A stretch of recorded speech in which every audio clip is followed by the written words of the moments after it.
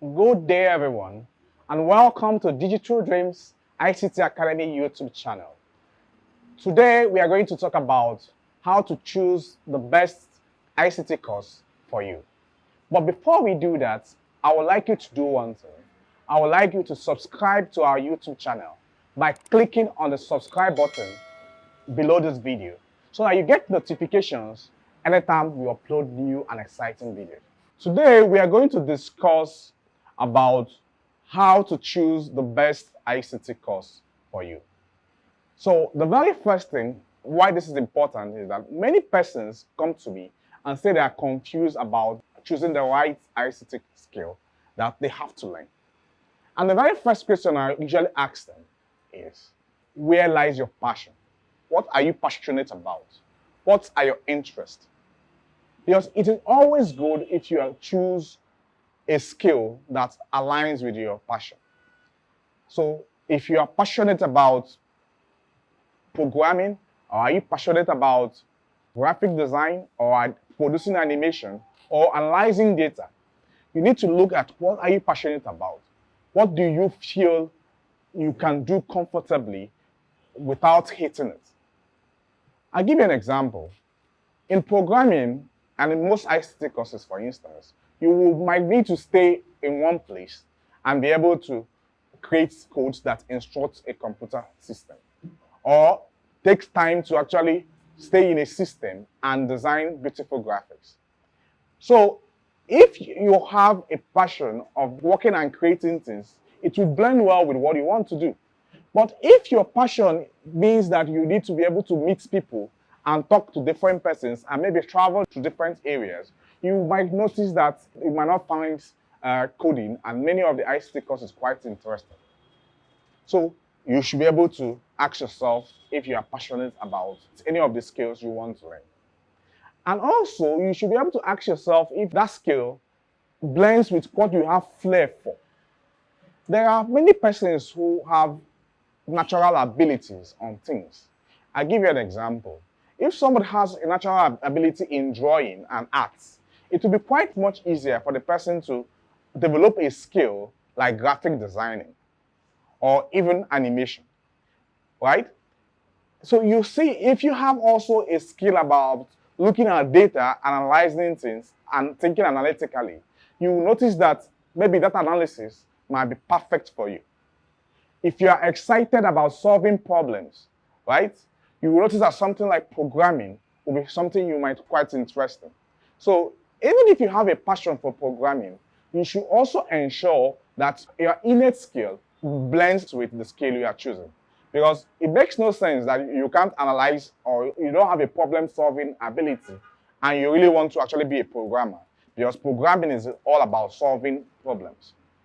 So apart from these two, as we have discussed now, the next thing you need to also look at, which is important, is what are the opportunities in the chosen skill you want to learn.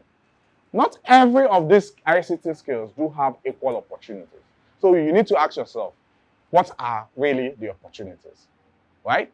And you understanding the different opportunities that these ICT skills have will make you know if it's something that can be lucrative and sustain you as a career, so that you don't just do it as a hobby, right?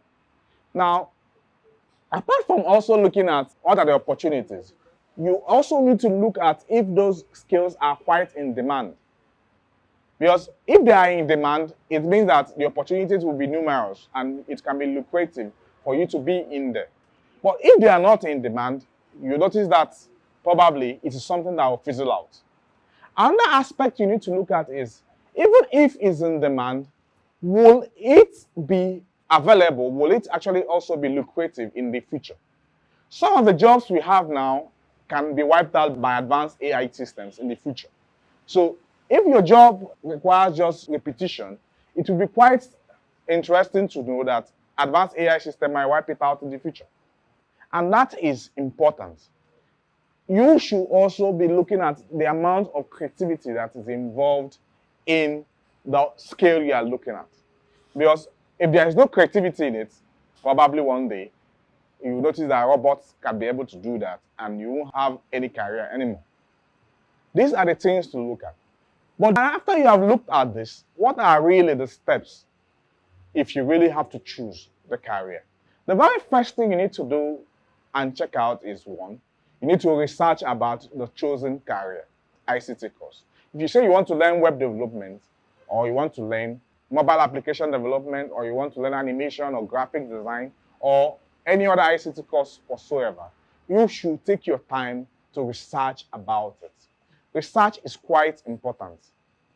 Why it's very important is that gives you a whole lot of broad knowledge on the things you are about to start. Apart from researching, you should also be able to join discussion forums concerning that course. So if you want to learn graphic designing, it will make sense if you actually join a discussion forum on graphic designing, or a discussion forum on web development, or a discussion forum on mobile application development, as the case may be, right? Another part also is find a mentor. If you have looked at your innate skill and also the passion you have, you need to also look at the opportunities available by learning a particular ICT skill. Not every skill has equal opportunities. There are some skills that are in high demand, and there are some skills that are quite in low demand. A career in AI or machine learning has a high demand. Data analytics has quite a high demand. Mobile application development has also quite a high demand. And so it is also the demand and supply issue also comes in. Because when more people have this skill, the supply will actually outbeat the demand. So if you are in a particular niche skill where there are no much persons there, but it's quite needed, you will actually notice that it becomes much more lucrative and it becomes much rewarding doing that if it's also your passion and a place where you have an innate skill. Another area you need to also look at while you are choosing your career in tech is also what is the long-term prospect of that skill. There are skills that are ephemeral, a skill that with time will actually become quite not necessary because many persons will actually have that skill. There was a point in time where people can become secretaries and they are good typists, and typing was a very, very necessary skill, but not any longer. There was a point in time when being able to use Excel and use it quite well was a very important skill, but not quite much is needed now. And also, you should also look at if the particular skill you are working on right now or you're about to learn right now can be taken over by artificial intelligence. Because basically, something like designing basic websites can now be done by advanced AI systems. And once advanced AI systems comes over to take over all these things, it becomes very, very difficult to compete with them. And some of these jobs will actually fizzle out with time. The next step is please find a mentor in the specific skill you want to learn. A mentor guides you and also help you not to make mistakes or repeat the same mistake, and also encourage you when the learning gets hard. Also, a good mentor will be able to point you to opportunities when you have actually finished learning. And the next one will be also, if you see competitions within the skills you are actually trying to learn, please try to join, because by competing, you will actually get better.